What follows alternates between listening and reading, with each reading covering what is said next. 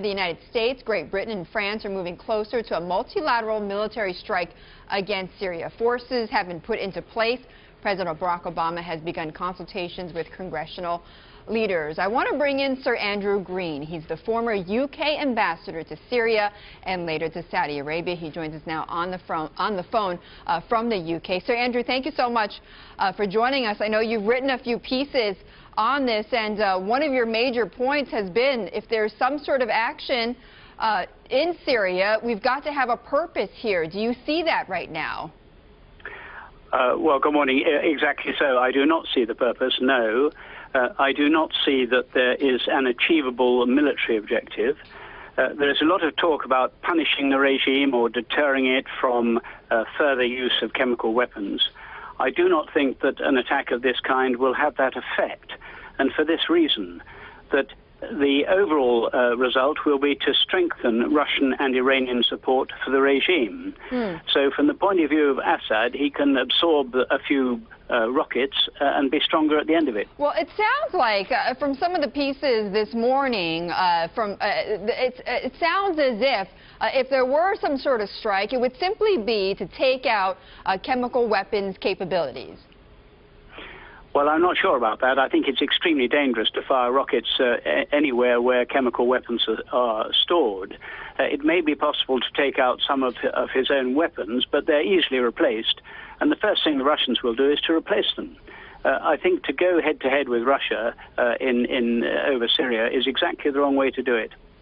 And there is absolutely nothing to be gained, Sir Andrew, for the U.S. or the allies to try to remove Assad? Absolutely not.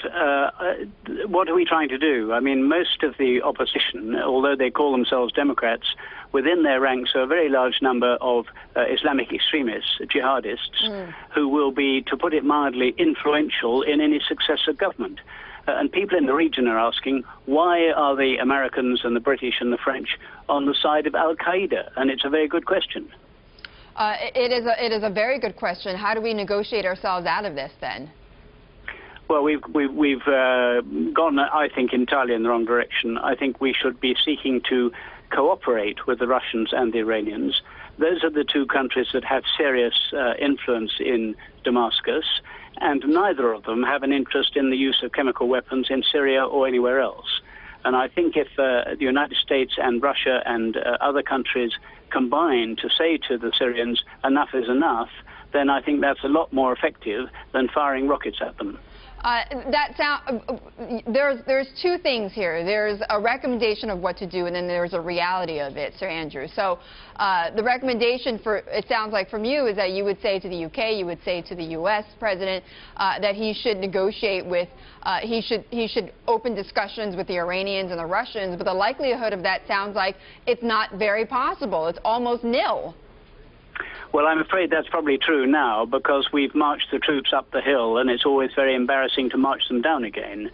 I think once you get into this kind of situation of huge interest in a military attack, then that's going to happen. I think it's extremely unwise. We cannot control the consequences, and therefore we should, insofar as there's anything to be done at this point, I hope that the Parliament in the UK will vote this down, and hopefully Congress, I don't know how it stands in Congress, but I hope they'll think again. Well, he is certainly, the president here, soliciting support from congressional leaders. Sir Andrew, let me ask you this. I keep saying if, but it sounds inevitable we're going to see this military strike against Syria. What's the likelihood, the chances we're going to see some sort of retaliation coming out from Iran against Israel? Well, I think it's a possibility. I think it's more likely that the Iranians will go for something that is much more difficult to pin on them. They have quite a lot of capabilities, terrorist capabilities around the world, and I think they would probably go for something that wasn't so obvious as an Iranian attack on Israel. I think that's unlikely. Okay, so what could be the possibilities? What are the scenarios that could play out? Well, car bombs anywhere you like. Any Western embassy anywhere in the world must be open to that kind of attack. Should we be worried here in the U.S. about terrorist attacks from this?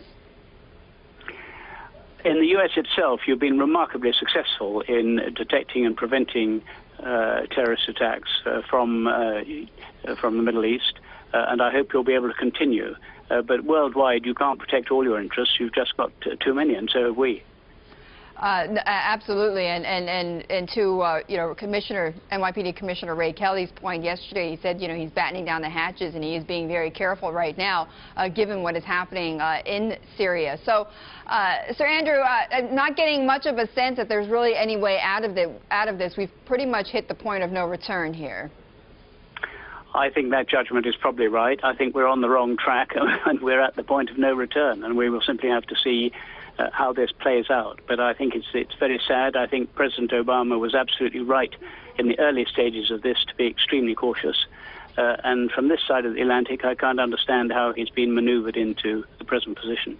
Well, some have said, should there have been things done ahead of time? Should there have been more done earlier than letting this happen for the last 3 years, Sir Andrew?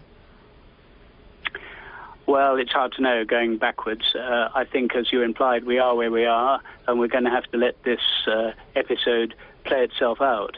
But I do hope that we will get away from firing rockets at people and getting back towards some kind of dialogue, at least with the other nations that have an interest. And let's remember the Russians have serious interests in Syria, not just a naval base, but it's their last remaining ally, if you like, in the Middle East. And more important than that, they really don't want to see in Syria an Islamic extremist regime or Islamic influence there, which could have implications for Russia and its neighbors as well. So they're very strong on that, and we should respect their interests. Absolutely, and it does sound like if that were to happen, there would certainly be chaos and mess in other parts of that region. So, Andrew, just on a final note, when the strike happens, what do you expect immediately will happen after that? Will you see statements coming out from Russia? Will you see statements coming out from Iran? What will happen exactly after this? Well, of course, you'll see that, but you'll also see probably some of the casualties that this has caused in Syria. I think it's completely cynical for us, the British, to be proposing a Security Council resolution based on protecting civilians when the aim is to fire dozens of rockets which are bound to kill some civilians. So I think we'll be getting some very unwelcome photographs, first of all. All right, Sir Andrew, thank you for joining us. Really appreciate it. You're welcome. On this growing crisis in the Middle East. Sir Andrew Green, the former UK ambassador to Syria.